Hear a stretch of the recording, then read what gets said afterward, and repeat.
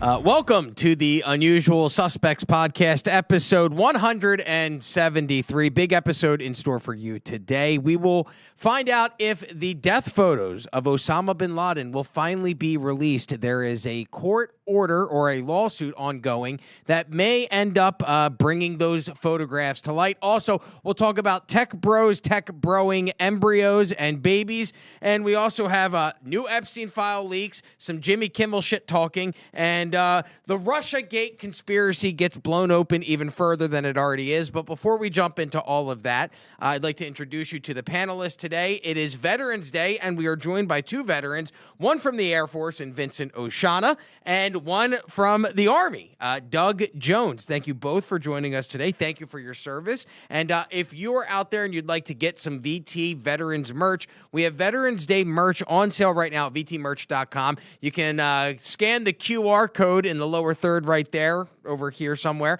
and use the promo code VETERAN. I believe it's 10% off any purchases. So go to vtmerch.com and celebrate Veterans Day with the Veterans Day collection. Let's go around the table quickly. What does Veterans Day mean to all of you? You two are both veterans, so we'll start first with our guest today, Doug. Doug, thank you for joining us on the podcast. What does Veterans Day mean to an actual veteran?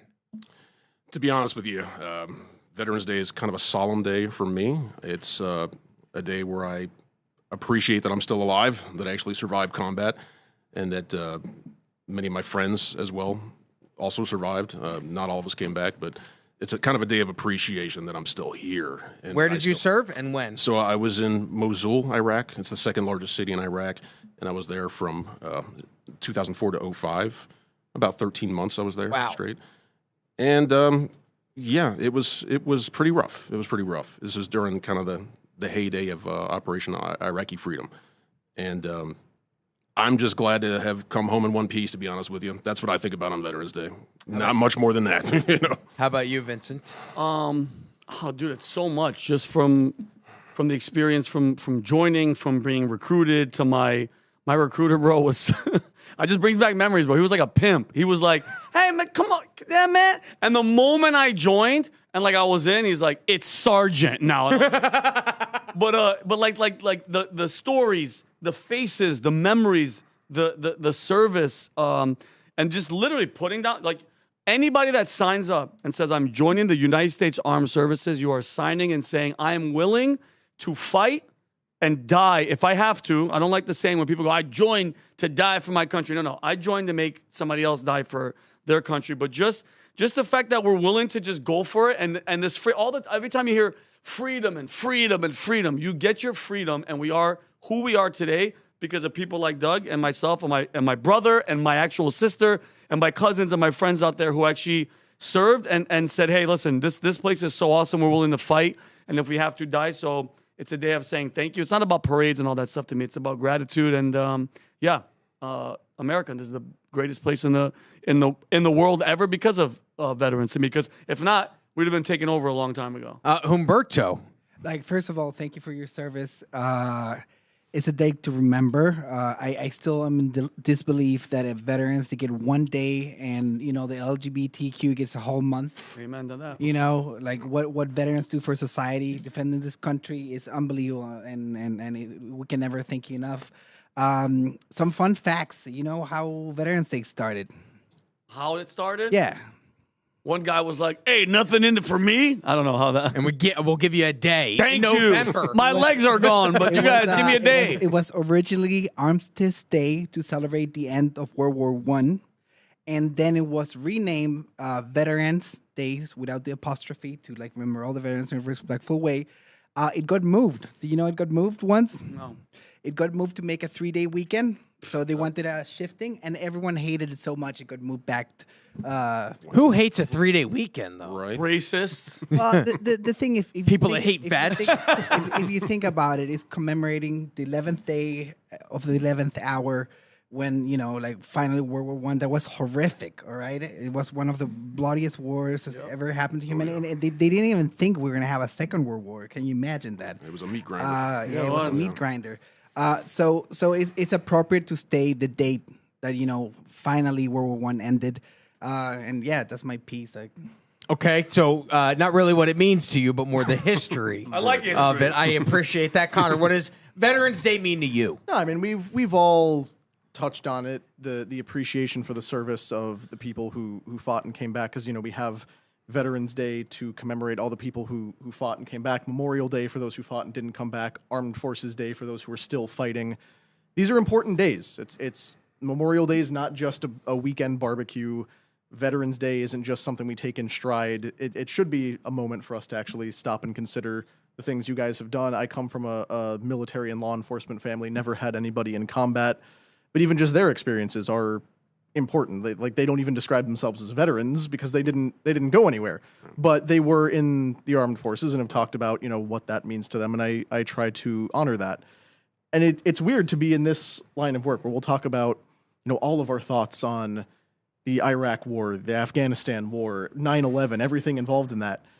And I feel like sometimes that takes away from, even as we talk about things our own government did to cause these situations, it doesn't negate the sacrifices made by the people who got sent to go die in a godforsaken desert on the other side of the planet because of government things going on back home.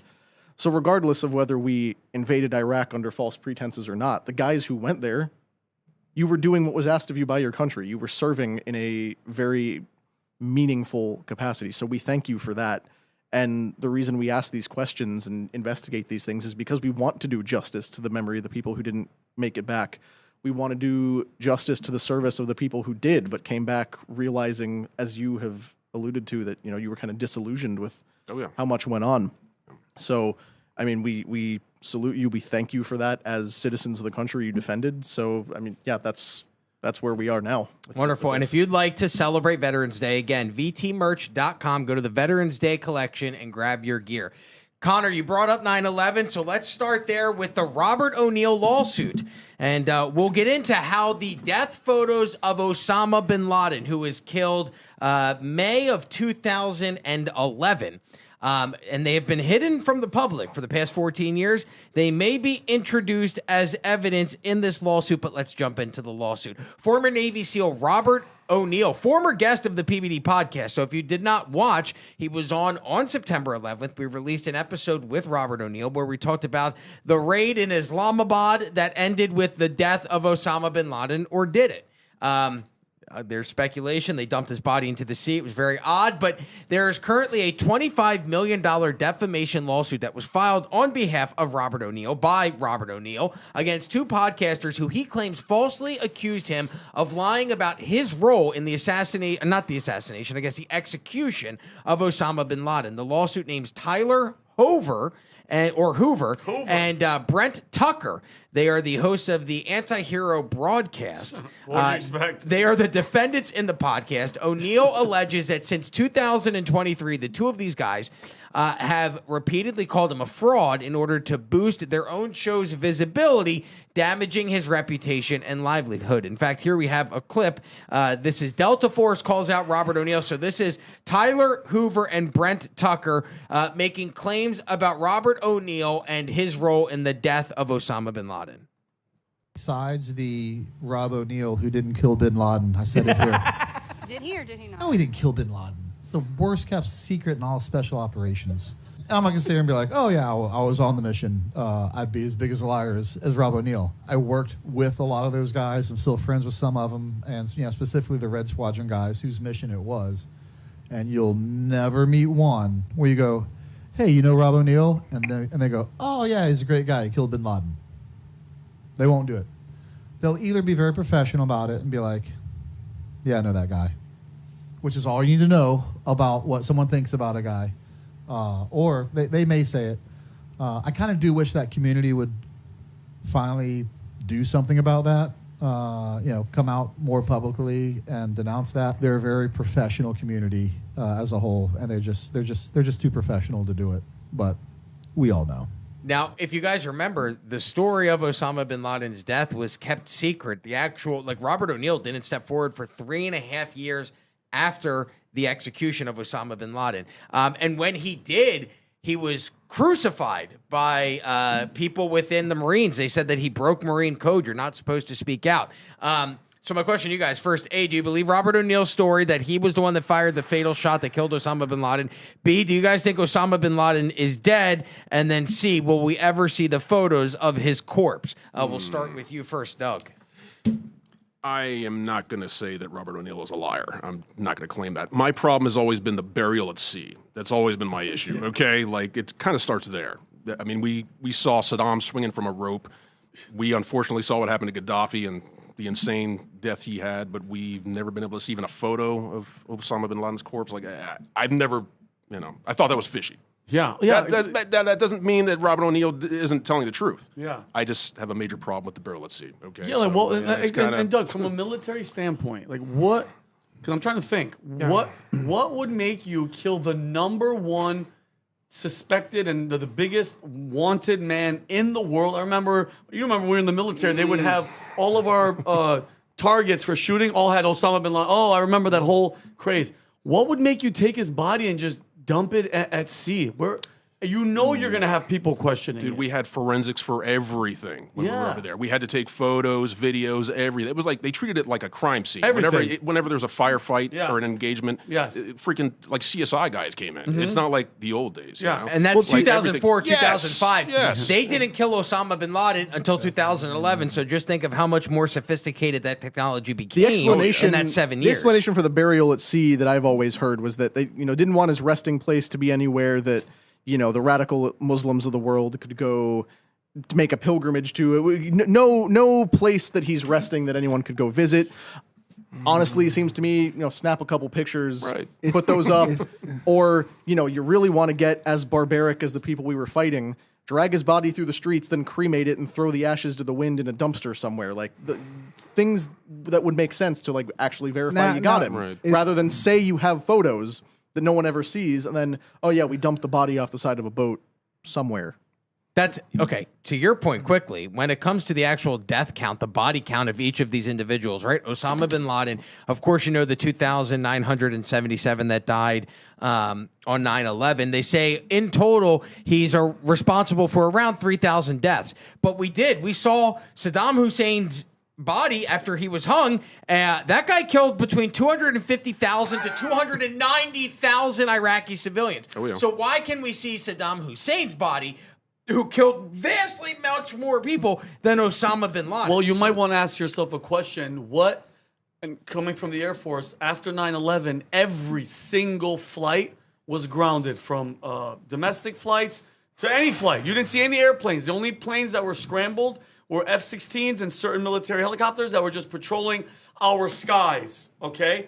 There was multiple flights the days following that let Osama bin Laden's wives, cousins, brothers fly to Ramstein, Germany Air Force Base and let them leave. So what kind of relationship did Osama bin Laden have with our government that would allow the #1 wanted guy that we all were told he was the mastermind behind this horrific attack, worse than Pearl Harbor, worse than anything? Why are you letting his people leave? Wouldn't you want to, keep them here for, I don't know, leverage, questioning, barter? Hey, we have them here. Obviously, we're not going to torture them. Not like the United States would torture people. It's enhanced interrogation, Vinny. But it's, none of it adds up. So to go to your point, Rob, I don't know enough of it. The way that this guy's talking, it sounds like the community knows. I don't know how much of the community is going to come forward, especially when there's a freaking, $25 million defamation.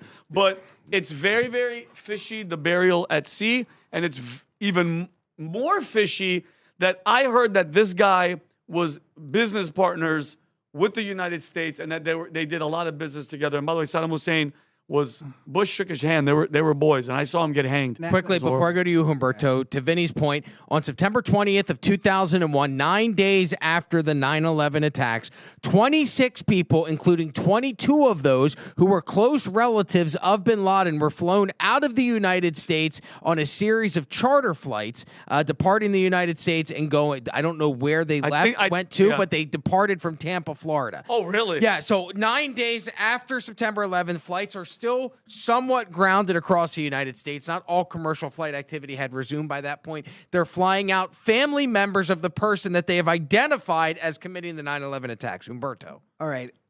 Man, on Veterans Day, I consume. I feel like a POS because I'm very entertained. I actually watch the podcast and I love following all the special operations. Which podcast? You watch this one? Yeah, I watched this one.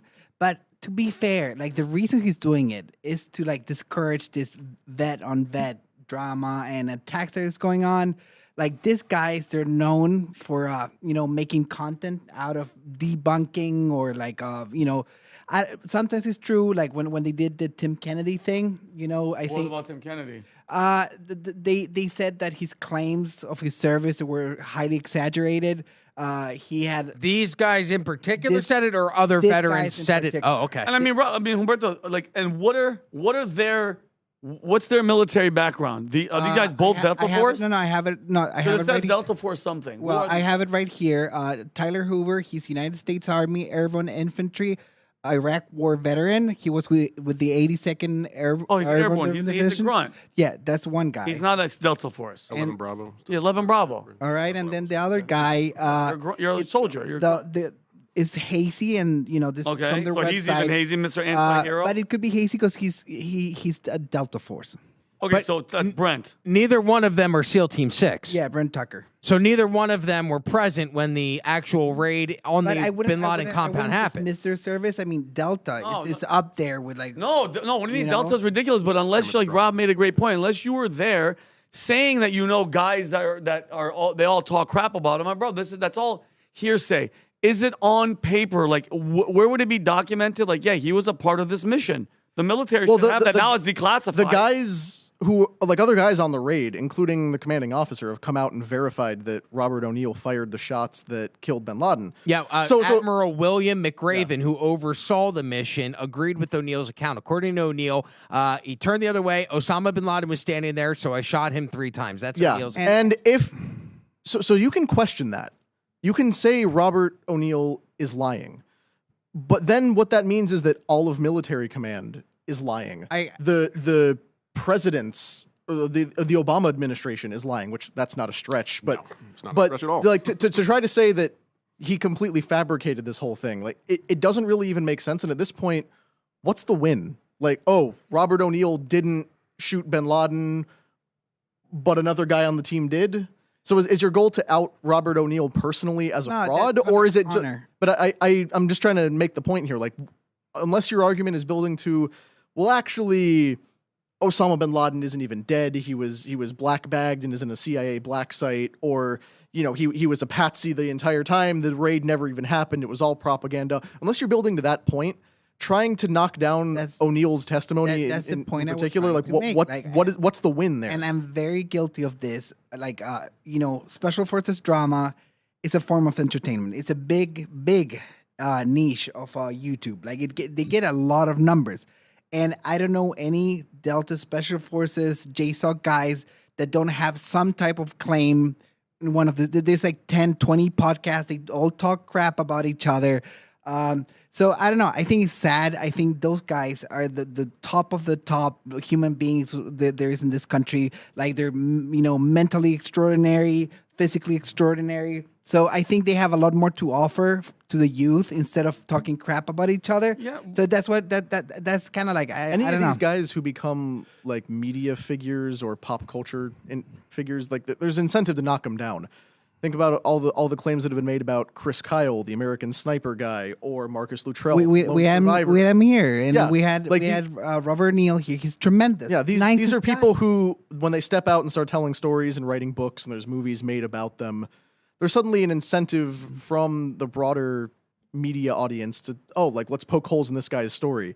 Chris Kyle, his record wasn't actually what he said it was, and this whole thing we wrote in the book that he punched out Jesse Ventura. Maybe that never happened. Like Jesse Ventura. Like these things they spiral. But like it or not, this is going to become like celebrity because they're coming celebrities. Like it was very rare for a special operations guy to have a public profile. They started writing books, in the 70s and the 80s. Like most of the guys, they will talk about reading books about special operations. That's why they got into it. So we're gonna see more of this, over time. But I think it's not going away anyway. But if you think about it, you guys are both veterans, soldiers, and you're on a podcast called the Anti-Hero Broadcast. Podcast. It says broadcast. Broadcast? A podcast, whatever. Podcast. But they felt, boy, $25 million, Rob, that's not peanuts. That's your whole, like, I don't even know. Are they still, how much does their podcast make? I don't know. O'Neill has said that if he wins any type of financial award from the lawsuit, from any organization, or what he'll do is he'll take the money from the lawsuit and he'll donate them to any organizations that help veterans with PTSD. So Robert O'Neill's even saying, hey, if I do win this lawsuit, I'm not doing it for the money. I'll give the money away. I think it's more to clear his name. The reason why I brought this up was because of the Osama bin Laden death photos. So as soon as you bring something into a court of law, there's a phase of a lawsuit called discovery where evidence is brought in. And so I asked ChatGPT, this is ChatGPT, which we're going to get into maybe operating on behalf of the Mossad in Israel at this point. ChatGPT says that in the context of O'Neill's lawsuit, the request to bring in death photos of bin Laden in discovery would face very steep headwinds. However, theoretically, someone could try to bring them into discovery, but the practicality and legality of it is highly improbable as they'd be compelled to be produced in full or publicly disclosed. My question is, it's 24 years later. Why are we still keeping Osama bin Laden's death photo hidden from the public? Why, after 24 years later, have we not released the 82 surveillance cameras that caught the plane that allegedly crashed into the Pentagon? Why are those tapes still hidden from the American public? Why, after 24 years, are we holding Zacharias Moussaoui, KSM, in Guantanamo Bay and not allowing them to be interviewed by anybody? How could these people still 24 years later be threats to democracy, threats to national security? It's been almost a quarter of a century since 9/11 happened, and yet they still continue to hide information from us for our own safety. But what are they keeping us safe from? Exactly. Why? Why can't we see the truth anymore? They don't think that we're not even qualified. You're not even allowed to, because they think that you can't handle the truth. That's what it is. They don't even want you. We're peasants in their mind, and when they say it's a national security thing, and you can't, it's like bullshit. Because guess what? The more you do what you're doing, the more you have people like us that do not trust you. And I get the national security. You have to kind of be guys. I get the secrecy. I get all that shit. But like you said, how many years later we can't see it? Because guess what? Show me the body. Show me the bullet. Like, we have you could go on X right now and see people getting beheaded. I just saw a video yesterday of 5 to 6 men jump out and gun down a Guatemalan ex-mayor and his wife. With AK-47s, obliterate both of them. That's on that. Why can't we see this? Why? Because he's Osama bin Laden? No, you do. When you're shady like that, people are going to ask questions, and then you know what they do? They turn around and they call us crazy. That we're freaking nuts. JFK happened in 1963. They still haven't released this shit. You know why? Because they're guilty.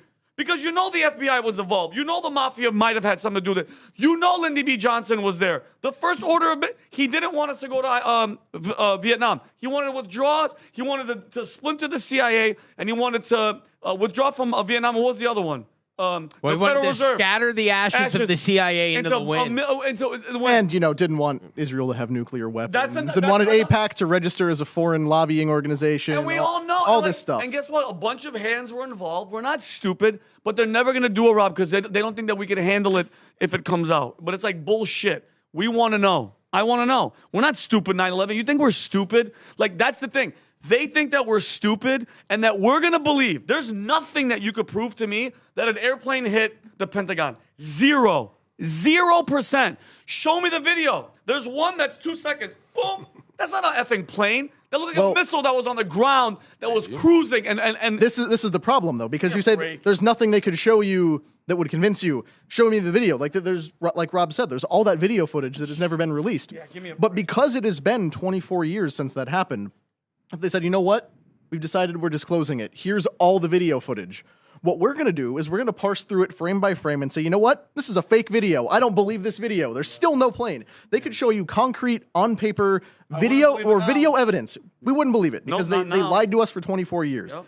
And it would honestly probably be the same thing with guys who questioned the bin Laden raid if they released the death photos. Like, they probably want the bin Laden story to go away because bin Laden is very obviously tied to the CIA and also corporate interest, okay? Some of those bin Laden family members you talked about that left, were invested in the Carlyle Group. I don't know if you can pull that Oh, up. yes, because they were. literally George H.W. Bush was Yes. meeting with members. I believe it was Osama bin Laden's stepbrother. He's got like 100 siblings, but it was Osama bin Laden's relative that was meeting with George H.W. Bush on the day that the attacks happened at the Carlyle Group in Washington, D.C. Weird. Like, what are the odds? And Osama was part of the Mujahideen to fight the he was. Russians. Of The course he CIA was. created Zbigniew Brzezinski, created the Mujahideen to fight the Russians, to stop the Russians from building a pipeline to the Caspian Sea, blah, blah, blah. We all know this. Yes. Yep. There's obvious CIA implications and corporate also connections.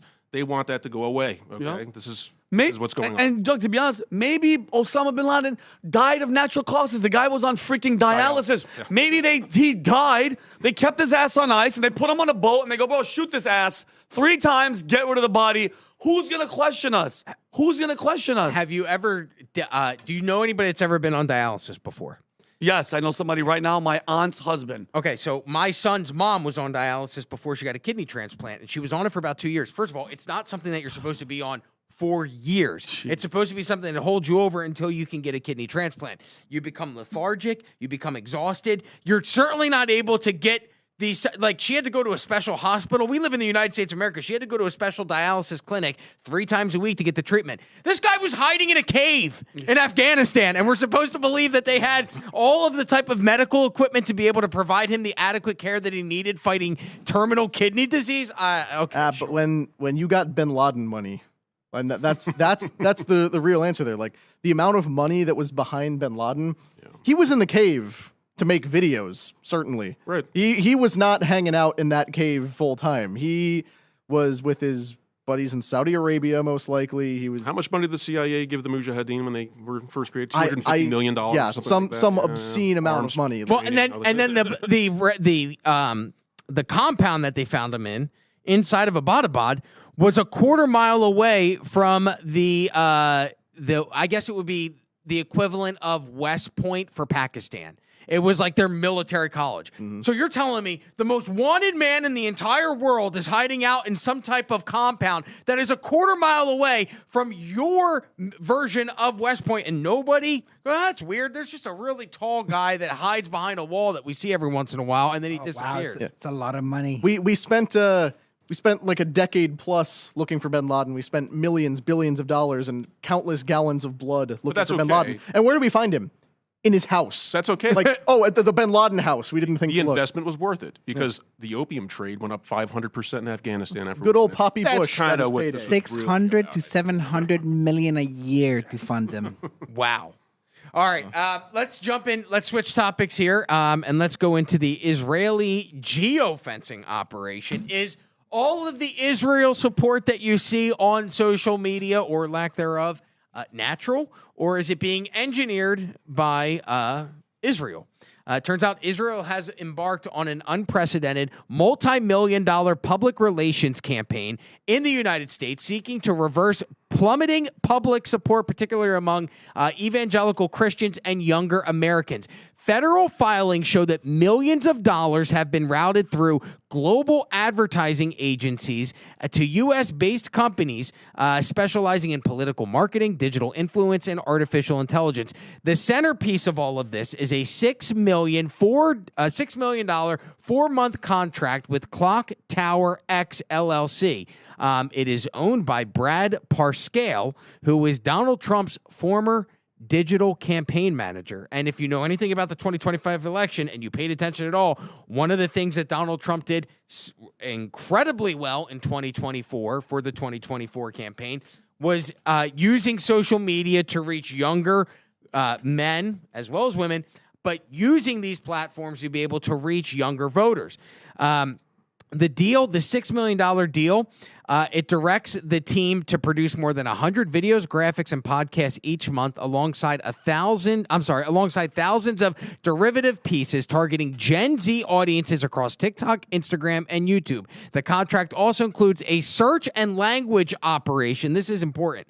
Designed to influence Google search rankings as well as the responses on AI models like ChatGPT to shape perceptions about Israel and the ongoing God Gazan war. I guess we're still in the ceasefire, though, right?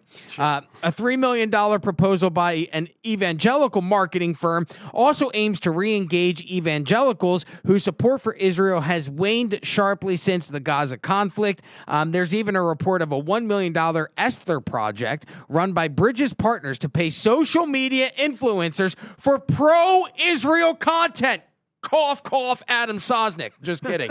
As well as a he does it for free. Yeah, as well as he's the worst Jewish businessman ever because he is doing it for free. They also have a 2.5 million shekel, which is actually 670,000 US dollars. It's a deal with the Democratic-aligned firm SKDK Knickerbocker to operate bot networks amplifying Israeli government messages online. Are you guys surprised? You know, this is one of the things that came out after Charlie Kirk's assassination was that he was speaking with Benjamin Netanyahu about how Israel was losing the social media war. And now you're seeing that millions of dollars are being pushed to these advertising firms and these agencies worldwide to help push pro-Israeli agendas. Is anyone here at this table surprised? No, not at all. But Rob, I am really glad you brought up Charlie Kirk because I think this was a thing we sort of missed in the aftermath of his shooting and the funeral service that they had for him. But it ties directly in with this. The geofencing for targeted advertising. Because you mentioned how they're trying to hone in on evangelical Christians. One of the things we came across in researching this story, that plan, the $3 million proposal by evangelical marketing firm Show Faith by Works, aims to re-engage evangelicals whose support for Israel has waned since the Gaza conflict. Its plan involves geofencing major churches and Christian colleges in California, Arizona, Nevada, and Colorado during services, capturing data from as many as 12 million mobile devices for continued targeting with pro-Israel ads and biblical messaging. They did the same thing at Charlie Kirk's memorial service. It was caught. They were caught doing. What do you mean? The memorial service at the arena in Arizona. We were there. Turns out they did one of those geofencing operations where they tagged everybody's phone who was coming in and out Whoever for used it direct for targeting for pro-Israel advertising. Not us, because we didn't. Well, our tickets weren't on my phone. But if you were following, it doesn't even matter. Like the way a geofence works is that they set a certain location, and any phones that ping off of service providers in that area, either entering or exiting, are registered within the geofence. So what that means is they're now monitoring churches and Christian colleges and Charlie Kirk's memorial for anyone who attended any of those events. They now have cell phone data that they can use for targeted marketing, the same way that they used, you happen to mention a thing, a toothpaste, and they use the algorithm to determine that they should start advertising that toothpaste to you.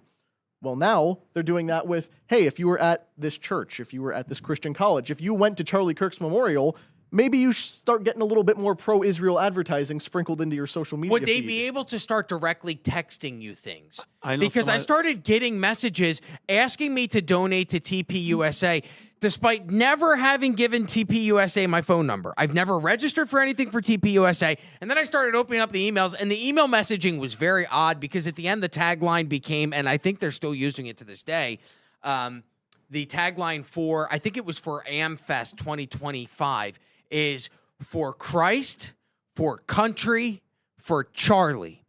And I got to be honest, I got a problem with that last one because you're equating Charlie Kirk to the United States of America as well as Jesus Christ. Like, I think we could just say for country and for Jesus and leave it. We don't need to add and try and put, maybe I don't mean it to be, but you're trying to put Charlie Kirk up on the Mount Rushmore of Jesus Christ, the country, and Charlie Kirk. He did amazing things, don't get me wrong. But in no way, shape, or form is he Jesus Christ, the next coming of him, or is he as important as the United States of America? And yet that is now the tagline of TPUSA. And I get wanting to fundraise in his memory of like, look, this is the work Charlie started, come support it and all that. But read that. The way the texts work, and you just sent. I got text, this. right? Listen. Hi, this is Jennifer from Partners in Peace. We're asking how people see Israel and its role as a U.S. partner. Weird. Do you have a moment to chat? Yes, as soon as you're done bombing the poor Gazans to the stoning. So that's geofencing. But you know what, Rob? Wow. To answer your question, they're losing Republican base as they're pouring this money. I don't think all the money in the world is going to affect how people see it because they're seeing it for their eyes. What everybody has seen for the past 2 years is a country which, number one, by the way, when everybody's like, are you pro-Israel? They all, are you support? I am America first. Let's take that and put that to the side. Once America is okay and fixed with the homeless and the veterans and all that shit that we have, all the problems we have, I'll start worrying about other people. I've said this before, and I know Patsy's on the same ideology. I think for 1 year, we just go, hey, everybody, time out. We close the border. I mean, anybody, legally or everybody, for 1 year, stop, put our backs to the border and look inside of America and say, how are we going to help you guys? This is America first. I am sick and tired of hearing Ukraine, of Israel, of anybody, guys. Anybody, because we have so many freaking problems. But I don't think there's not enough money because, bro, people are not stupid. People are seeing with their eyes, Rob. They were told, first of all, October 7th, they still can't give an answer. I've still yet, to this day, how the most secure piece of land, the most secure New Jersey, sides of New Jersey, let that happen for as long as it did. Let's put that to the side. No answers, period. There's actual IDF soldiers in the Knesset saying we were giving stand-down orders. I want to go, let's dig deeper into that on another podcast with that guy. But that day happened. We're seeing what's the amount of civilian casualties to, is it like 83%? They bombed. If you see a video right now of Gaza, it's unbelievable. It's unbelievable. And this youth, these young Republicans, they're Christians. You're not going to convince a Christian who's taught to love life that that's okay. I'm all for, bro, defend yourself. I get it. 9/11, we were kind of duped. Go fight. Go kill. Okay. But there's no money that you're going to make a person, a younger Republican, that has seen this horror and make them go, yeah, you know what? You guys were right. And completely do a 180. It's not going to happen, Rob. Not going to happen. To your point, according to Palestinian authorities, they report that 67,000 deaths in Gaza and the West Bank were civilians. But then, according to Israeli military intelligence databases that were leaked, this is actually interesting. This came out in August of 2025. Suggests that about 83% of the people that have been killed in Gaza were civilians. Weird. And to my point, this is, if you could just show this real quick, that is the image. That's the email that I got. And Connor, is there any way to zoom in down at the bottom, right underneath where it says check for availability? This is where it says, look, right there, for Christ, for country, for Charlie. Again, I have no problem with Charlie Kirk. I thought he was doing good work. Yeah. That I have a problem with. Look, order matters, all right? If you ask me, what's your favorite food? Hot dogs, burgers, Brussels sprouts, you know? In that order. In that order, all right? So I think if you think about the order of things, like I always put God first, you know, and then country, and then anything else. And this is the wrong. You know what I mean? This is the wrong tactic that Israel. I understand that Israel wants to advance their statecraft and push. Because he said it's a propaganda war, though. He said we have to win the propaganda war. So meaning this is your bullshit has to beat the other bullshit. This is going to further drive conspiracy theories about Zionist occupation of our government and control of our. I want to throw this word up. This is going. I think it's going to backfire. Like look at this chart here. Yes. that came up while we were talking about this. Pew and Gallup polls show that a majority of young Americans and nearly half of Republicans under 50 now hold a negative view of Israel.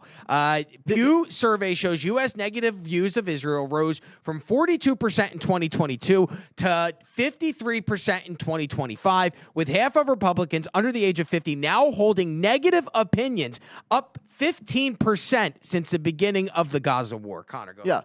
The only group that Israel has completely maintained control of, or not like support from, evangelical boomers. That is literally the only group they are maintaining their current PR campaign. And Connor, when you say evangelical, it's like what I mean them and like just an average. Like I am just a Christian. I believe Jesus Christ was here. Yes, I'm an Assyrian Orthodox. That's what we came. But I just believe Jesus was here. God sent him. There's a Holy Spirit. There's a Trinity. I just believe in trying to be I'm a sinner. I have impure thoughts. I'm far, far, far from perfect. I fall all the time. But I'm just focused on Christ because I know that he's a savior. What's the difference between me and I keep hearing evangelical? It sounds like they're singing. It's usually a catch-all term for just Western Protestant as opposed to Catholic. Meaning what? For example. So that's Baptists, non-denominational. Those are evangelicals. So like, they're all evangelical. like Calvary Chapel up the road, for example. Right? I know you. Yeah, they had an Israeli flag up in the front for like 2 months. They'd be evangelical. Okay. My church, which is a non-denominational church up in Deerfield, would be evangelical. It just means Protestant, essentially. Okay. So evangelical Protestant boomers are the only group that have maintained support for Israel. Everybody else, even if someone is still pro-Israel, they are less pro-Israel in 2025 than they were in 2023. And why do you think? Because of the complete way that Israel has bungled the PR campaign surrounding the Gaza war. Yeah. And it shows that there has been a complete breakdown in a system they used to rely on. They used to know that anytime they did anything, the entire Western church would say, we support you 100%. Because philosophies like dispensationalism, Christian Zionism... They haven't been able to correctly define what they mean by Zionism. There are levels of Zionism, okay? Exactly. There is cultural Zionism, there's biblical Zionism, eschatological, prophetic Zionism. Like, what are you talking about here exactly? Are you talking about the secular nation-state of Israel, or are you talking about the church in which Christians are technically Israel as well? Like... And that's where the confusion comes in. But we are not supposed to be obedient. No. Well, when they do well, we applaud them. When they screw up, they haven't parsed that out. We're screwing up. What they are used to is anytime someone is critical of Israel for doing anything, you hate all Jews. They're immediately an anti-Semite and a Hamas sympathizer. I think that's not only hurting the image, and we are where we are. It's not fair to regular Jewish people, and I know a lot of them. They're getting the backlash. Even the freaking Dave Portnoys are getting freaking harassed. People, calling him, F the Jews and throwing shit at him. It's like, that's the problem that's happening. But Dave Portnoy, that situation doesn't help either because... some guy yelled like "F the Jews" and threw a quarter at Dave Portnoy. That guy's going to jail now. That guy has been kicked out of school. He's been fired. Did he throw something and hit him with it? You can't throw shit at people. I don't know if he hit him, and I agree that if you assault somebody, if you throw something at something, you should be arrested for that. But you really aren't helping the case when a guy who yells something insulting at you gets his entire life ruined and goes to jail, and then he goes on CBS to talk to I've been called Barry the N-word Weiss. multiple times on Twitter recently, excuse me, Yeah. for simply understanding the Israel position. Not agreeing with it, but understanding it. I'm called the N-word by anti-Israel people. Yeah, so there actually are some... and I get that completely. And to your point, if somebody just yelled, sand N-word, that's what they call Middle Easterners. No, go ahead, say it. And if you want to get in my face, you're probably going to, if you swing at me, you're going to definitely meet the concrete. But my thing is, he's definitely going to be, bro. Yeah, you hear that, Deli? I know what you say. But what I'm saying is in that context with Dave Portnoy, there has to be something more. You can't get arrested for just saying F the Jews. He had to have hit him or hit one of his cameras. No, the guy has been charged with disturbing the peace, which is a very selectively applied thing. Because basically, in order to have a disturbing the peace charge stick, it has to be you're causing a problem or a confrontation in a way that would lead someone to believe they're being threatened or incite other people to commit violence, something along those lines. It's the same thing they tried to go after Shiloh Hendricks, the mom in Rochester, who called the guy at a park the N-word and when the kid tried to steal her bag. So they went after her on disturbing the peace charges. And then I think there's a third group that nobody's thinking about. Like, I remember the day that it happened. Rob, remember? It was I'm sorry, did you unbutton a top button or as the show's going, Humberto's showing more and more I'm skin. replacing Brandon. All right, but I remember it was horrific. Remember, Rob? We did podcast that day with it was Tim Pool and Jimmy Dore. Jimmy Dore. I drove fast from Miami, so we the images were horrifying. It was horrifying. We never seen anything like it. Like live phone videos, it was horrifying. And I am very sympathetic or to avoid all human suffering. But all this back and forth, it has driven me to football. I'm not even joking. Like, literally, this is my first season that I watch every single game. You got Red Zone? Yeah, I got Red Zone, and I watch every single game because I don't want to hear about it anymore. I have Israel exhaustion. I do. Mm-hmm. The infighting is crazy. Israel fatigue. Israel fatigue. I'm not in that camp, but I trust Donald Trump to solve it somehow. Do you really trust Trump to solve what? You don't feel like he's leaning towards a certain side? But he doesn't like killing, at all. Well, of course he doesn't. But, I mean... For 2 years, there's been a lot of I support the Trump philosophy that he came in with at the beginning. And when he was asked about Ukraine, when he wasn't in office, his plus, I want everyone to stop dying. I agree that it is generally better in the world when fewer people are being killed in war, whether it's, actual conflict or civilian casualties. It's just better when people aren't dying, so we should try to resolve those problems. However, what I take major issue with is when a 5,000-year-old blood feud between two desert tribes on the other side of the planet gets exported to my backyard, and for some reason it's my tax dollars paying for both sides of it. I'm not okay with that. So the first thing we should do is stop funding both sides of it until people figure out what's going on, calling for a complete shutdown until we figure out what the hell is going on, as Trump once said. And Rob, you just sent me this and I threw it up. Laura Loomer is now saying... to be fair, Humberto found this and sent that to me. Laura Loomer... Laura Loomer is saying we should stop sending aid to Israel. Oh, wow. And somehow, only Laura Loomer could make that statement still be a pro-Zionist argument, where she's saying, I'm tired of the U.S. feeling like it gets to tell Israel what to do.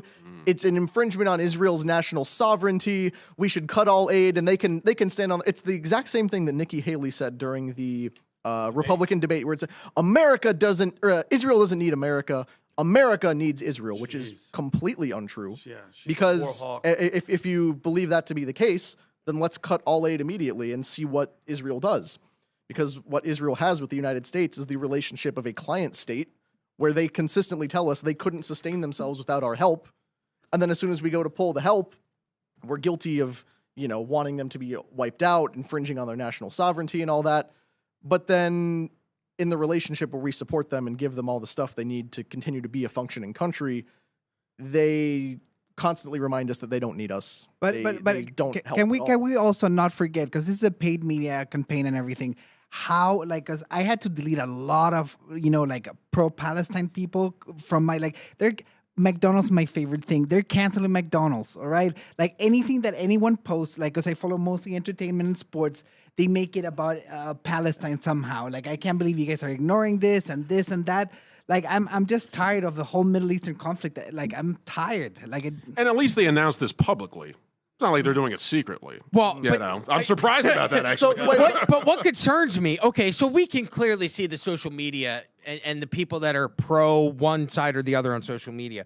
What concerns me about this $3 million proposal is, the $6 million 4-month contract, the search and language operation, where they're designed to influence Google search rankings and responses of AI models like ChatGPT to shape perceptions of Israel. Think of how many people mindlessly trust ChatGPT now.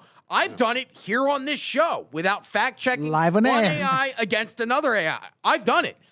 A lot of people get their information now from ChatGPT without actually digging any deeper. So how much of your ChatGPT responses are now going to be tailored to one narrative or another, depending on who's paying the money? Think about how these AIs work. What do? They parrot back the information they've been fed. Right. And they exposed Google's AI at one point. Gemini. And previously Bard, for getting most of its information from Reddit. It would, excuse me, it would do a search query. Reddit would be the first thing it came back with, so it would give you just random information that was put out on Reddit that wasn't even true. It was posted as a joke, but it was citing it as fact. So it's a pretty ingenious campaign if you have the money and the resources for it. Flood the zone. You get a bunch of bots to start posting everywhere about pro-Israel content. Israel's done nothing wrong. The West supports Israel. Christians are obligated to support Israel biblically. Just nonstop full court press on posting that. And then all of the AIs will just pick up on it. Oh, that's where the trends are. That's the big thing people are searching. It feeds it bad information that it then launders into public view because people don't think critically when they use AI. They just take the results at face value. And that's the strategy here. Vinny, I know you have a clip that you wanted to show. No, I think I'm going to hold off on the clip, but I do want to make a point. Rob, we want to be employed by the end of this. Yeah, because the truth sometimes really, really bothers people. But if you think about it, though, Israel, on top of this, they're going on full offensive. And I get the angle of, hey, if it's a propaganda war, if you got to fight it, if your people could have it and you guys do it. So they're not only paying the influencers. Larry Ellison basically got the biggest discount for TikTok, huge discount. He's a big-time IDF pro-Israel guy. His son, did he just become head of Paramount? Paramount Skydance. Paramount David Skydance. Ellison. Barry Weiss is running CBS. Bro, you guys, you have to understand. A lot of the information that you're going to be getting, since he called it a propaganda war, it's like, you know, we fight land, air, and sea. He's going media. They're going podcasts. They're breaking off money. I still don't think you're not going to be getting as much information, but it's over. Gaza is flattened. It's over. And I don't think any money, my opinion, is going to make the younger people go, oh, you know what? You know, you're right. What we've been seeing for 2 years, the actual mass, like you've killed how many? 65,000 women and children. And you're just like, the excuse is like, well, Hamas was in there. Was Hamas in every single building? It's flattened. It's flattened. And the one thing I know Americans hate is being told how to think, and then you're telling me what I'm seeing is false. I'm not stupid, okay? I'm not dumb. You're not going to just be like, shh, it's okay. They're terrorists too. No. That explanation, that excuse doesn't fly with me. Well, that's exactly what the Project Esther thing is, where they got American right-wing influencers to begin posting pro-Israel content, allegedly for $7,000 a pop, which... Honestly, if that's the offer, sign me up. Yeah, I'll drop a couple Zionist posts to make $7,000 a pop. Dude, post for a week and all the medical debt from having my child born is covered, and then there you go. Then I'm back at it. But that's the worst part, is that it wasn't really done in secret. It was just done through the channels they have established. So some of the very likely offenders, like obviously people you know, including people we've had on various shows before, are receiving that money, or at least allegedly. And they look you dead in the face and say there's nothing wrong with that, because they're just trying to balance out the scales of, you know, Soros-backed NGOs that are paying for pro-Palestine posts. And it is a propaganda war. That happens. And we are, of course. And I get we're talking about Israel right now, but look, Qatar, Saudi Arabia, these are also big money. Yeah, I don't understand the algorithms on X, because all I see is anti-Israel stuff. That's all I see. I don't really see much pro-Israel stuff on X at all, and I'm kind of like, I'm kind of in the middle here, man. But does the algorithm? Because let's just say, have you clicked on any? For instance, if you click on, because I think this is how the algorithm works. If you click on Nick Fuentes, or you click on, or in your feed, once you see something like a Dan Bilzerian, and you freaking click on it. Right then and there, I think the algorithm goes, okay, this is what he watches. It starts feeding you. That's what it starts stuff. feeding you. Yeah. Yes, like, but unless you start saying not interested, you know how many times, like every time I see Dan Bilzerian, not interested, just or Jake Shields, that's not my cup. There's way worse than that on. That's what I'm saying. I That's just don't pretty get rough, it. though. I used to have to really go out of my way to find clips of Nick Fuentes. Nick Fuentes is now inescapable. In part, that's because he's reached more people. New York Times just did a piece. Yeah, on him, he's been correct? covered. There's a reason the establishment media is finally giving him airtime. His clips have been played on CNN because he started bashing Trump. So that there's a somewhat of an organic movement, at least in people paying attention. But on social media, that content is being boosted in certain ways, just like if you go on other social sites, the pro-Israel stuff is being boosted. It's selectively curated algorithms of people who are paying a bunch of money for your attention. I feel like we're being corralled into both sides here. Exactly. Personally, call me a conspiracy. You have a clip of Netanyahu. I want to play that, but I want to ask you guys a quick question. The whole, hey, the reason we had the flatten Gaza argument was because Hamas was what? Hiding in tunnels and we couldn't find them. Yeah. Do you guys know that starting on June 17th of this year, they started flooding the tunnels with cement? Yeah, I did know that. They've drowned several people in cement by pumping them into the tunnels. Okay, so if Israel could have pumped cement into the tunnels from the beginning, and the major narrative was the reason why we needed to flatten Gaza was because Hamas was hiding underground, then why didn't they start flooding the tunnels with cement on October 8th of 2023? Well, if you can why would you probably- wait probably because of 19, the 20 hostages. months? They're going to The say hostages, hostages, that's probably even right. though I believe with their technology, they know, bro. Let me. If you can pull off the pager operation, there is no reason to blow up an entire hospital to get one guy. I was reading about this and underground warfare, and this is not a joke. This is very serious. They're thinking that World War III will be fought underground because the thing is, it equalizes like major powers with poorer countries. Because for example, drones are going to be, they are already. If you see Ukraine, they're a big part of warfare. And air superiority is a big part of warfare. And if you have a small country with a small army, no planes, the only way to equalize or have a fighting chance, we saw it in Vietnam, that they use like underground tunnels all the time in guerrilla warfare. So it's not easy to fight against tunnel warfare. You know what I mean? I understand, but let me ask you a question. How many hostages did Hamas take on October 7th? How many? Give me a rough estimate number. I have no idea. 150? I knew the number at one point. I've since forgotten it, but Is it less than 200? How many was it altogether, Rob? Well, I'm checking ChatGPT, but we know that that's not reliable now. 251 civilians were taken from Israel and into Gaza by Hamas on October. in a couple of years, you will be arrested and have your whole life ruined for not saying 10,000 people were killed on October 7th. 250 people. So you mean to tell me there's justification, that's justification for killing 65,000 innocent people because they had our hostages. They're not going life for life. They're saying that we needed to do as much as was necessary to stop Hamas.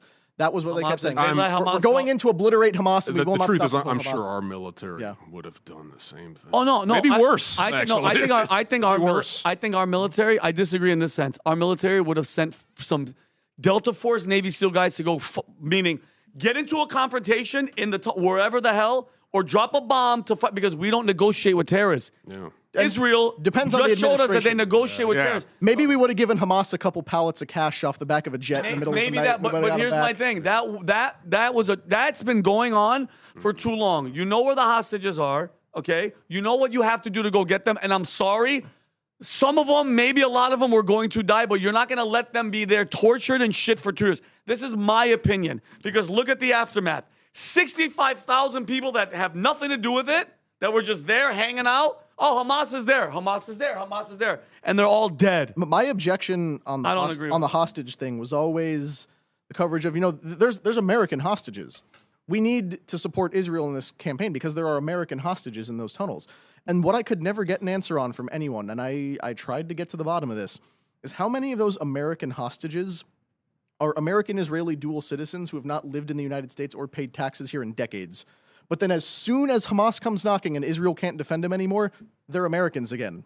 They're our countrymen who are in danger, and we have an obligation to go get them. We have to help Israel go get them on our behalf because these are our fellow Americans that have been taken advantage of by Hamas. Nobody could ever really give me an answer on that. And that's the problem of the dual citizenship arrangements we have with so many of these countries. Everybody wants to be from somewhere else until it's convenient to be American again. And then suddenly it's America's problem. Let's end this segment because we do have to move on with Benjamin Netanyahu, current Prime Minister of Israel. Here he is talking about the propaganda campaign to manipulate the algorithms so that you will see pro-Israel content moving forward. Christian influencers. Okay. You said, we talked about the woke right, and you said, I call it the woke Reich. That's a brilliant observation. The woke Reich, because these people, they're not any different from the woke left. I mean, they're insane. They're loonies. But they're actually meeting on some of the things. And what we have to do is we have to secure that part of the base of our support in the United States. That is being challenged systematically. A lot of this is done with money. Money of NGOs, vast. Money of governments, vaster. Okay? We have to fight back. How do we fight back? Our influencers. I think you should also talk to them if you have a chance. To that community. They're very important. And secondly, we're going to have to use the tools of battle. The weapons change over time. You can't fight today with swords. That doesn't work very well. Okay? And you can't fight with cavalry. That doesn't work very well. And you have these new things, like drones, things like that. I won't get into that. But we have to fight with the weapons that apply to the battlefields in which we're engaged. And the most important ones are the social media. And the most important purchase that is going on right now is... Bingo. Class? TikTok. TikTok. Number one. And I hope it goes through because it can be consequential. And the other one, what's the other one that's most important? X. That's very good. And, so we have to talk to Elon. He's not an enemy. He's a friend. We should talk to him. Now, if we can get those two things, we get a lot, and I could go on other things, but that's not the point right now. We have to fight the fight, okay? To give direction to the Jewish people and give direction to our non-Jewish friends or those who could be our Jewish our friends. Are we going to succeed with everyone? No. Will there be a strong counterpoint? Yes. Well, there it is from the horse's mouth itself, Bibi Netanyahu. Let's switch topics. Let's jump over to the Sam Altman story. So tech pros and geoengineering, or I guess not engineering embryos. A San Francisco startup called Preventive is pursuing research on editing human embryos to prevent hereditary disease. Backed by Coinbase CEO Brian Armstrong and OpenAI Sam Altman via his husband? What? Yeah. Sam Altman's gay? Is he really? I didn't even Is that Sam Altman and his gay husband? I guess they're I just didn't know. husband. I swear I didn't know he was gay. I found that out last night. I'm like, what? Open AI. Okay. Well, to each their own. Wow. Good luck with the gay stuff. The company quietly raised around $30 million and began work earlier this year. The whole idea is what they're trying to do is they're trying to target embryos that may have some type of genetic disease or hereditary disease and try and fix it with gene editing. Brian Armstrong, CEO of Coinbase, has publicly championed embryo editing as a way to reduce disease risk. He envisions IVF clinics of the future that combine gene editing with advanced screenings. Critics counter and say that science remains error-prone and complex traits are poorly understood. They warn of a slide towards designer children and corporate eugenics. Beyond editing, a parallel boom in polygenetic embryo screening, which offers probabilistic scores for disease risks and even traits like height or predicted IQ, are drawing sharp pushback from medical societies that see little proven clinical value. Investors include, like I said, Brian Armstrong, Peter Thiel, and Alexis Ohanian, who was the founder of Reddit and married to one of the Williams sisters, that have backed such services. So the question, you guys, is anyone here in favor of genetic engineering and then gene editing? They're going to identify diseases that children may have and then fix those diseases via gene editing in utero so that way the children can be born perfectly If that's healthy. where it stopped, maybe. But you guys ever seen the movie Gattaca? No. It's a fantastic movie. Ethan Hawke, Uma Thurman. Great movie. I highly recommend it. The basic concept of this movie is that it's in the future where technology like this is possible. Gene editing is made available to parents where you can basically eliminate any childhood risk. You can basically engineer the perfect child in utero. Ethan Hawke plays a guy who was born just prior to this technology becoming available. He has a heart defect, and his projected lifespan is only going to be about 30 years.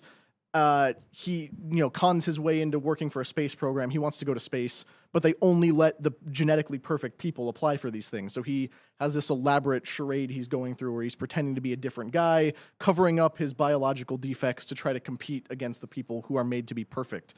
Great movie, incredibly pro-life, fantastic for its time. I suggest you go watch it if you have a few hours. But this was the concept of you make your designer baby, and then anyone who's not designed to be perfect is a second-class citizen. That is how this thing will be screened out. And you talked, Rob, about how they have screening in place right now. Like the first step is just screening. You can't edit out the things, but you can predict height, you can predict IQ. The purpose of that is just to abort the undesirables at this stage. They will, your kid's going to be short, brown eyes, IQ of 85. Hey, that's well, I was talking about. That's me. Yeah. I was looking for a tall blonde with an IQ of at least 110. So I guess we'll terminate this pregnancy and try again on the next one. That is the entire point of this technology right Eugenics. now. It's all eugenics. But you can't be in favor or against this tech. This is the name of the game. You know what I mean? I'm against it always being the same 2 or 3 people. Right. Sam Altman and Peter Thiel. Peter Thiel also gay. What's with the gays trying to engineer our babies? I'll tell you Leave our babies alone. I'll tell you gays. exactly what it is, Rob. It is guys who, because of their proclivities, have removed themselves from the gene pool, are now increasingly interested in trying to find ways to reproduce. It started with, just gay parents adopting, and you can have that debate if you want. Then it gets into commercial surrogacy, which is an absolute human rights violation against everyone involved, but for some reason we keep doing it because human trafficking is illegal in the 21st century unless you're an affluent Western homosexual. And this is just the next step. They're also experimenting with, is it possible to create infants without the use of a uterus or an egg? Like they are just looking for, like, basically just grow a complete test tube baby. Pod babies, right? They're trying to make pod babies so that people who cannot have children naturally, most prominently billionaire homosexuals, can make kids for themselves without needing to step outside their comfort zone. What do you think, Doug? What's your take on the whole? I think it's some Dr. Frankenstein type shit. Okay, I don't like it at all. I totally agree with him as far as Peter Thiel being involved, saying, why are these guys always involved? Why is it these same guys? Like, I don't trust those guys at all. And why are they all gay? I don't get that. It's kind of weird. I don't really understand. And they're promoting children. We got a guy in Peter Thiel that's obsessed with the Antichrist that wants to create, freaking designer pod babies. So there's something wrong with that guy. Okay, there's something very wrong. He always looks He has moist. dead freaking demon eyes. He always, okay? He's a Humberto said, if you look, Wait. if you can find the photo of Peter His Thiel, veins are popping out of his head, and he looks, like he just got out of a bath. It's all like a sauna and a meeting. Like he had a meeting in a sauna. Since there's going to be a transcript of all this and it's going to be fed into algorithm, I like to make the disclaimer that I love our AI overlords and I don't agree with any of this opinion. Oh, you're protecting yourself because you Right. And I love homosexuals. So now you guys are That's a covered. clip. Let's go to the compilation. But look, have you ever held a diver's watch? Yes. All right. It ratchets. Yeah. All right. It only ratchets to one side. It's one of the most ingenious safety features on a dive watch that when you're measuring oxygen, that is very key for survival. You can't undo it and think that you have more time. Yeah. When it comes to these things, the ratchet of technology only goes one way. All right. And every time we push it one way, it doesn't go back. Unless you break the watch. You literally need to break the watch. This is going to be the name of the game. If I'm thinking of having children and this is a technology, like I probably am morally against it, but I wouldn't like my children to suffer being second-class citizens because that's going to be the name of the competition. Like you're going to have 6'8" tall boys with 180 IQ, and that's going to be the base level human. You know what I mean? So what are you going to do? Are you going to have like the rat-dwelling normal kids? I don't know. Now, all right, but would you do it? All right, say your kid it's in pre-utero, they're taking a look and they realize your kid may have cystic fibrosis.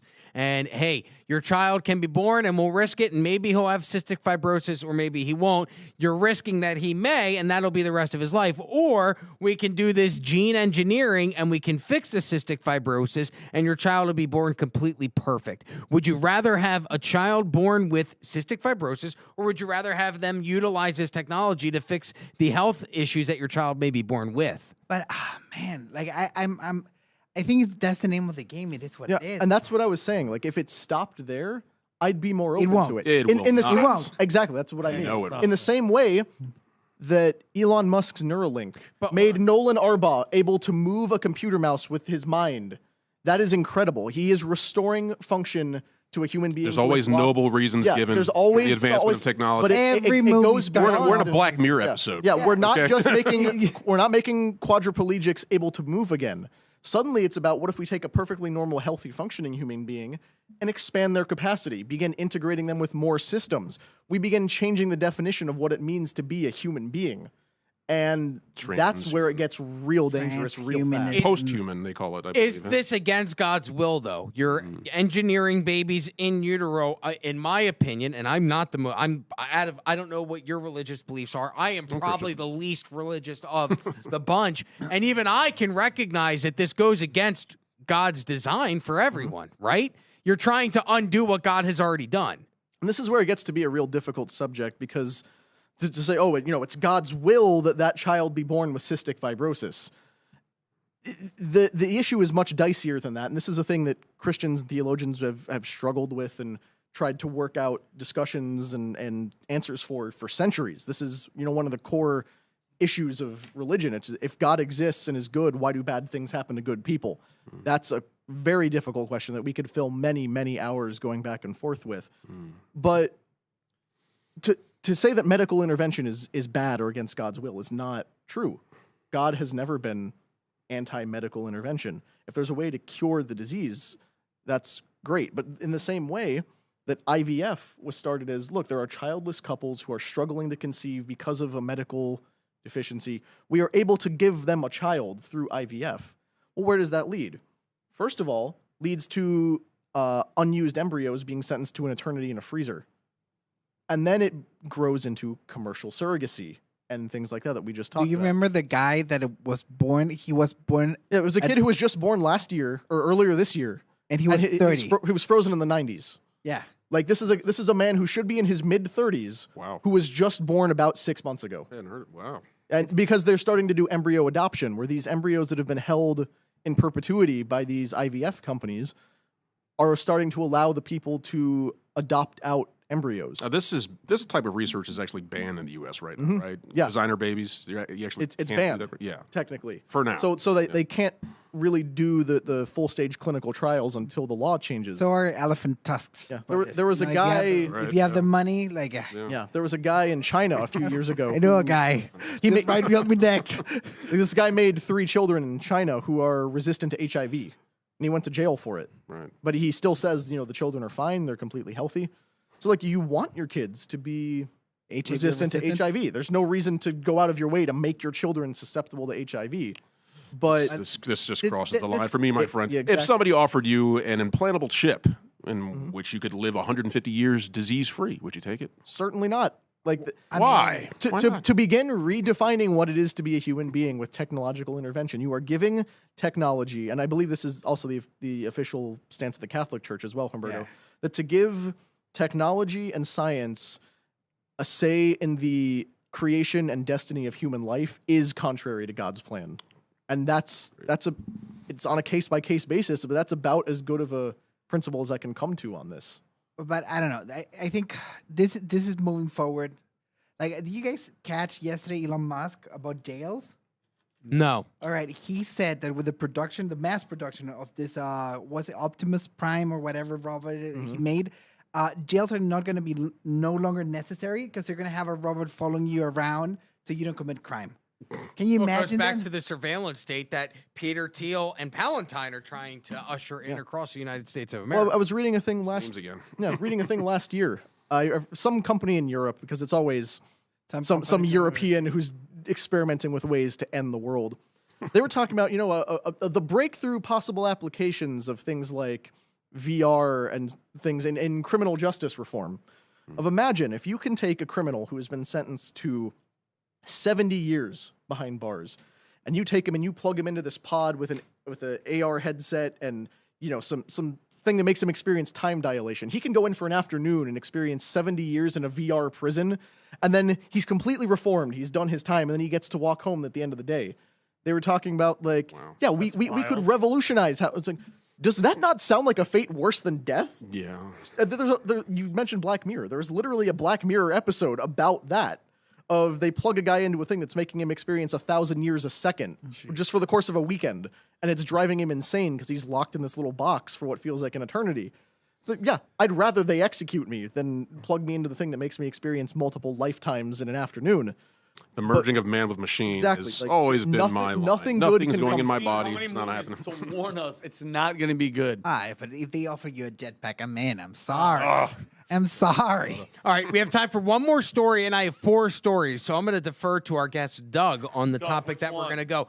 We either have more Epstein Israel leaks, we have Ghislaine Maxwell's prison perks, we have Jimmy Kimmel and his wife who have cut off Trump-supporting family members, or we have John Brennan gets subpoenaed in the Trump grand conspiracy, which is Russiagate. So which would you prefer, Doug? You're the guest, so we'll give you the choice. I'm interested in that last topic with old John O'Brennan, actually. All right, cool. So far-right influencers. I really don't like that guy. I hate that face is the deep. If you think deep state face, that's him. Go ahead, bro. According to, can we pull up the article? This was New York Times, was the article? Yes. Yep, New York Times.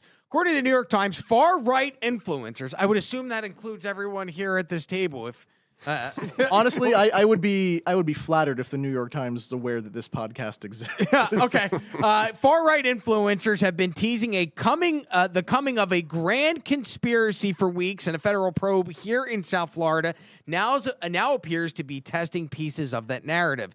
Trump-appointed U.S. Attorney Jason Redding Quinones has issued more than 24 grand jury subpoenas tied to the 2016 and 2017 Russia interference saga.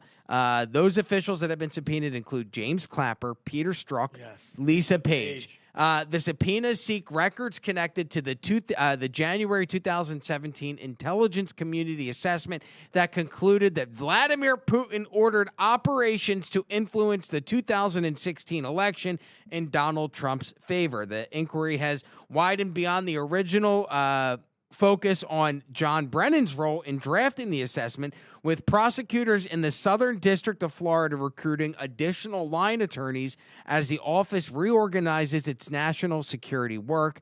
2 prior deep dives, one, the Department of Justice's Inspector General's review, and then the special counsel John Durham's probe, found misconduct and errors, but no basis to charge top officials over the origins of the Russia investigation. Prosecutors must also contend with venue constraints. Most relevant conduct occurred in and around Washington, and 5-year statutes of limitations for many federal crimes, as these happened.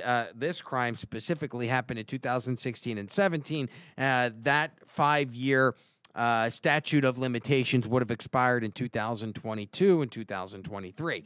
So do you guys think that we're going to ever get to the bottom of the Russiagate hoax, or do you believe that we have gotten to the bottom of it? We know what happened, and no one's ever going to go to jail, but we know as the public what actually happened. Doug, I'll start with you. I don't think anyone's ever going to go to prison for this. That's just me being pessimistic. But John Brennan has so much blood on his hands. He's connected to 9/11 as well, right? I mean, we've had... Do you know that he was in charge of giving the visas to the actual 9/11 terrorists? If you want to look up on your magic light box there. And no, Tucker just did.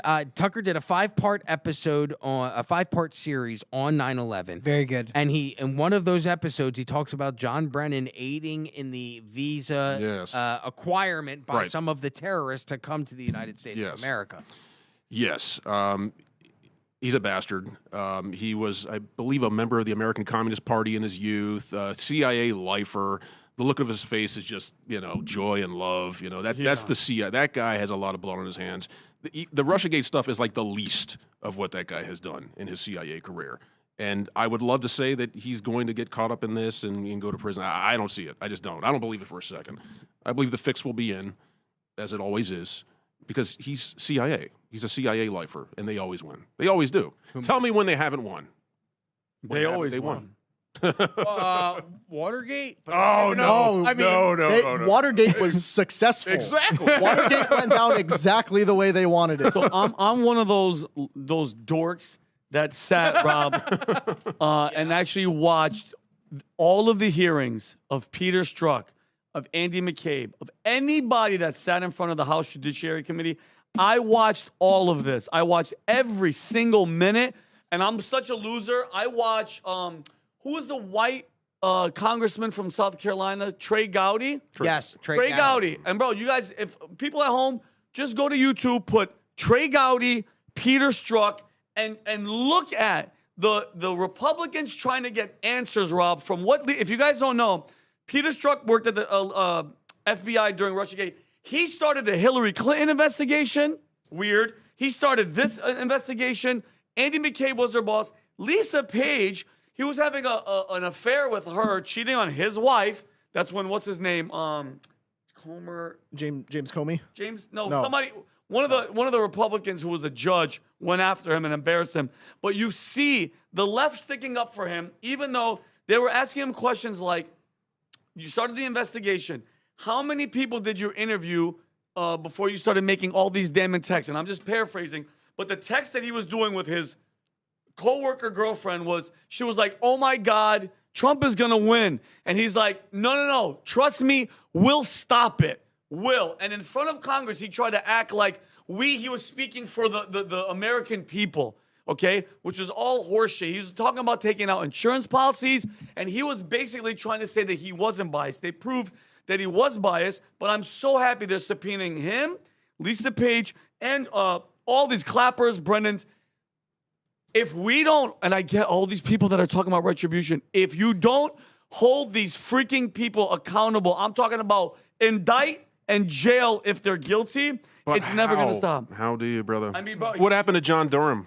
Remember that guy? No, what do you mean? What about John Bolton? All you know that? what I Like, mean? once they're It's never gonna happen. And Rob, you gave us the options. Are we thinking, we're finally gonna we got to the bottom of this within a few years of it happening. The path of how they laid this out is very clear. You had the outgoing Obama administration, the Hillary Clinton campaign, Fusion GPS, and the Obama DOJ, who all met together in the Oval Office in a meeting that everyone who attended has attested was a real thing, where they basically talked about how are we going to take the opposition research that the Hillary Clinton campaign got from Fusion GPS, who got from Christopher Steele, the DNC paid for it. Dude, it's so convoluted. There were Ukrainians involved. There was freaking MI6 involved. There was Australian intelligence involved. It was a massive Christopher Steele, and a former MI6 agent, got the Steele dossier, gave it to the Fusion GPS, they gave it to the Clinton campaign.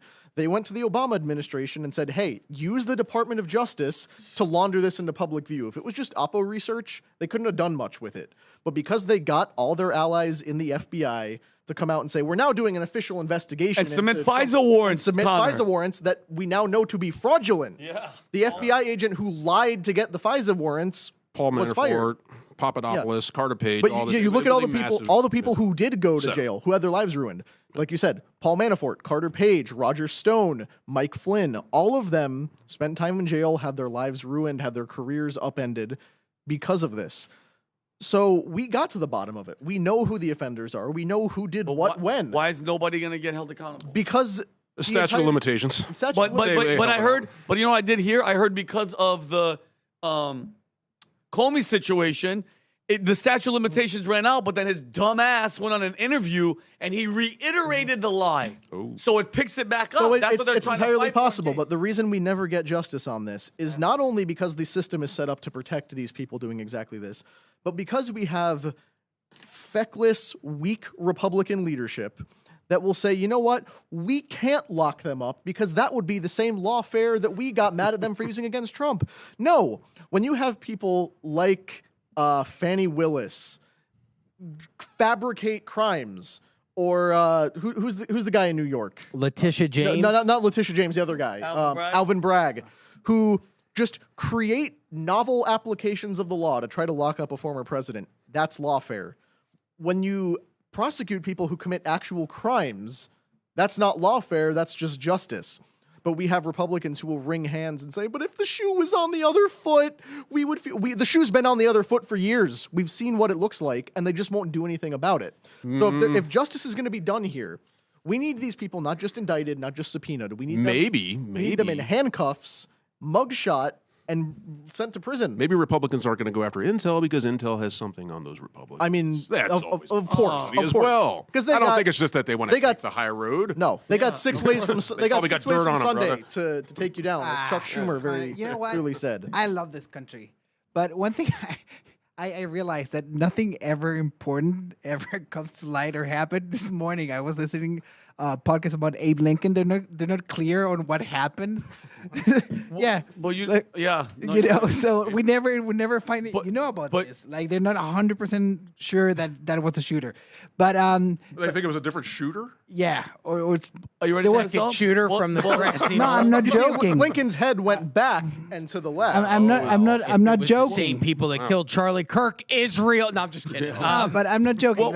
Nothing ever comes to light. I don't think any of these guys are going to be jailed. Okay, guess what? Well, when the government stops serving the will of the people, it's our duty. When they start doing shit like that, and it's been going on forever. And I am not one. I don't like being the victim and keep hearing this shit. At what point do the American people? It has to be not. It's not only their right. It's your duty to say, "F you. You guys aren't doing your job." Everybody's getting away with murder. Everybody's killing. Everybody's making money. People that have, by the way, treason, spying, politicians, pedophilia, what else? Illegal wars, making all this money, and then no accountability? Then no. Then at what point do we, the American people, because it says it in the Declaration of Independence, doesn't it? That it's our right. I'm sorry, when the government stops serving the people and becomes oppressive, Americans have both the right and the duty to replace it. When are we going to stop being lazy and say, okay, how much more are we going to take? Okay, but how many more stories? That's the question that has to be asked, because what do we as the American people have the ability to do? Say enough is enough. Stop doing everything. No, but Stop working. What is, say F you guys. What is saying enough is enough do? Like, really the only thing we could do en masse is stop paying taxes, because that's perfect. Start there. I like that answer. Tax fraud is only a crime because not enough of us commit it. Start today. If every single year we all decide, nobody's filing taxes this year, there's nothing they can do about it. Same thing with gas, Connor. If everybody, not the 80% of us, which would probably do it, because some ass is going to be like, I got to get to work. If all of us didn't get gas for one day, gas would drop to cents, like just a bunch of cents. But we're so distracted. We're so in our own world. Nobody gives a shit. Everybody's about themselves. They have us so with sports and race and sex and religion. Everybody's freaking people. That's why I'm not going to go down back to sports. People from Michigan hate people from Michigan State. Why? Who are you fighting, you idiot? People from Boston, I hate Yankees. I was that fool. And I'm never going to go back, because it's such a stupid mentality. We are the 99.99%, and we let this little piece of crap group dictate what we do, what we eat, jabs that they put in us, all this fake shit. They're never gonna be held accountable, but I wish Americans woke up, because we are the freaking power, bro. And immediately after this episode, Vincent O'Shaughnessy went to prison for inciting insurrection. No, I'm just saying. I'm just saying, America. As much as I would love for this to go on, we are up against the clock, and I have to go. But I would like to thank everybody for joining us today. First of all, Vincent O'Shaughnessy, the Faith Over Fear collection, the Angry Patriot collection, and a veteran, all available. Get Veterans Day merch at vtmerch.com. Doug, thank you for joining us. Doug. Connor and Humberto are both on Minnect, so connect with them on Minnect. Especially me, I'm more Minnect than Connor. Yep, and I too am on Minnect. Feel free to Minnect with me. Thank you to Jake, Julius, Alejandro, and anybody else working behind the scenes to make today's show happen. If you're joining us for the first time, we're live right here on The Unusual Suspects every Tuesday at 6 p.m. Make sure you like and subscribe, and join us next week for another episode of Unusual Conversations with Unusual People. Take care. Have a good day. Bye-bye. Bye.